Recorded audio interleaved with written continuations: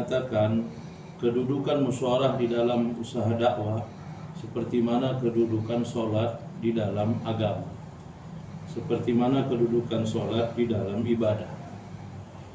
Seperti mana tidak ada agama bagi orang yang tidak mengerjakan sholat, maka seperti itu tidak ada dakwah bagi orang yang tidak bermusyawarah.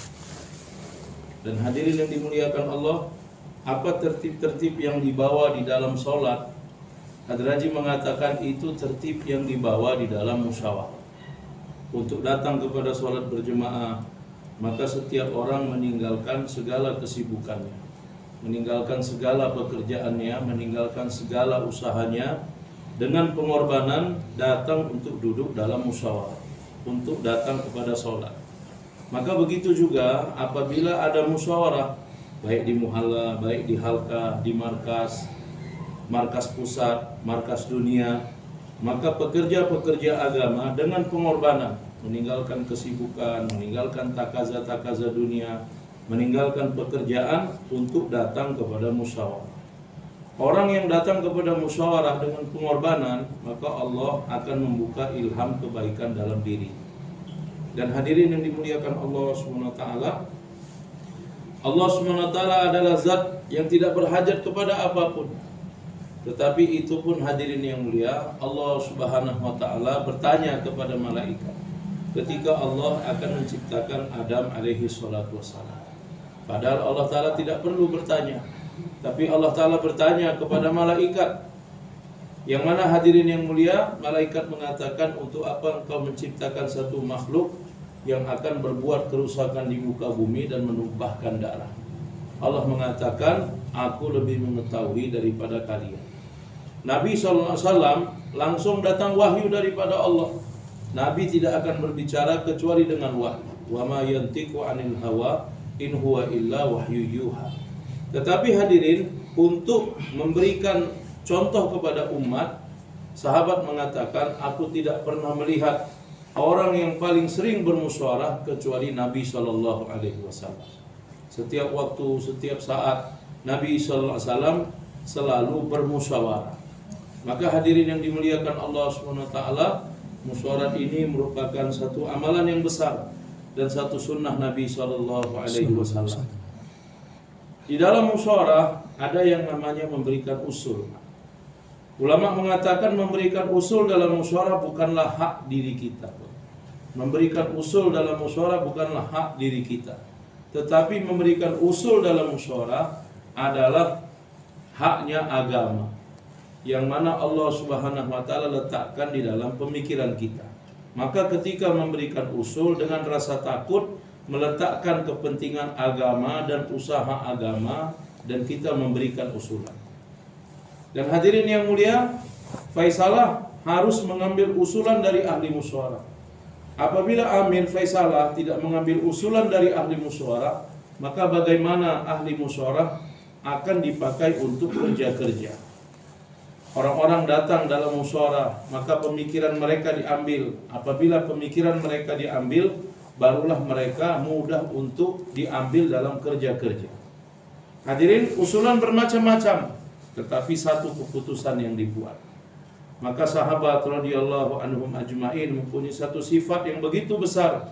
Bayana ala Rasulillah sallallahu alaihi wasallam ala sam'i wa ta'ah. Kami telah berbaiat kepada Nabi SAW atas mendengar dan taat. Maka hadirin, usulan boleh berbeda-beda, Pak. Tetapi apabila telah diputuskan, maka hendaknya semua kita bermufakat dengan keputusan. Maka hadirin, apabila usulan kita tidak diterima, maka jangan memaksa.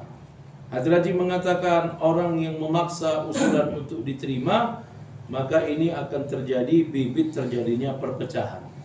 Hadirin yang mulia, apabila satu usulan diputuskan, maka usulan yang tidak diputuskan supaya kita lupakan.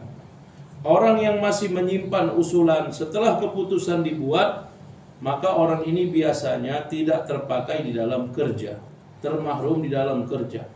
Abdullah bin Ubay bin Salul, pemimpin orang-orang munafik, apabila Nabi putuskan perang terjadi di Uhud, maka dia tidak berangkat ke Uhud. Bukan hanya dia, dia telah bawa 300 orang bersamanya untuk tidak berangkat ke Uhud. Menandakan orang yang tidak taat dengan keputusan musyawarah, bukan dia saja tidak taat, dia akan bawa orang lain untuk tidak taat. Apabila Allah Ta'ala perintahkan iblis untuk sujud kepada Adam, seluruh malaikat dan iblis, usjudu li Adam fasajadu, semua bersujud, illa iblis, kecuali iblis. Nampaknya satu orang tidak bersujud, tapi dia telah bersumpah kepada Allah, fa bi'izzatika, dengan kemuliaanmu ya Allah, la ughwiyannahum ajma'in, pasti aku akan sesatkan mereka semua. La aqudanna lahum siratakal mustaqim, pasti aku akan duduk menjadi penghalang kepada mereka dari jalan yang lurus. Maka syaitan bersumpah dari sejak itu sampai hari kiamat akan menyesatkan anak Adam untuk bersama-samanya di dalam neraka. Orang tidak taat, bukan hanya dia tidak taat, maka dia akan bawa orang lain untuk tidak taat. Maka hadirin yang dimuliakan Allah, kalau sudah keluar satu keputusan, maka kita taat dengan keputusan musyawarah. Apabila putusan diamalkan dan terjadi keburukan, dibuat keputusan, tapi terjadi keburukan, maka jangan pernah keluar dari lidah kita, gara-gara usulan saya tidak diterima, terjadi seperti ini. Maulana Syamim Damat Berkatu mengatakan, orang yang keluar perkataan seperti ini dari lidahnya, berarti dia tidak beriman pada takdir Allah. Ya, fa idza azamta fatawakkal 'ala Allah. Kalau sudah dibuat keputusan, maka hendaknya kita tawakal kepada Allah. Nah, hadirin yang dimuliakan Allah Subhanahu wa taala, musyawarah ini adalah salah satu asbab untuk wujudnya istimaiyah, kesatuan hati. Nah, kalau kita taat, duduk dalam musyawarah, adanya mahabbat, kasih sayang, kesatuan hati, maka dengan amalan musyawarah ini akan menarik pertolongan dari Allah Subhanahu wa taala. 50 orang yang ditugaskan untuk menjaga satu bukit Jabalur Rumat, 40 orang salah mengartikan perintah Nabi, mereka turun mengambil harta ghanimah, menjadi sebab terjadinya kemenangan yang sudah didapat berubah menjadi kekalahan. Nabi masih ada, tapi umat tidak taat, kemenangan berubah jadi kekalahan. Hari ini Nabi nggak ada. Kalau kita tidak taat dengan keputusan musyawarah, keputusan faisalah, keputusan amir, maka bagaimana pertolongan Allah akan datang kepada kita.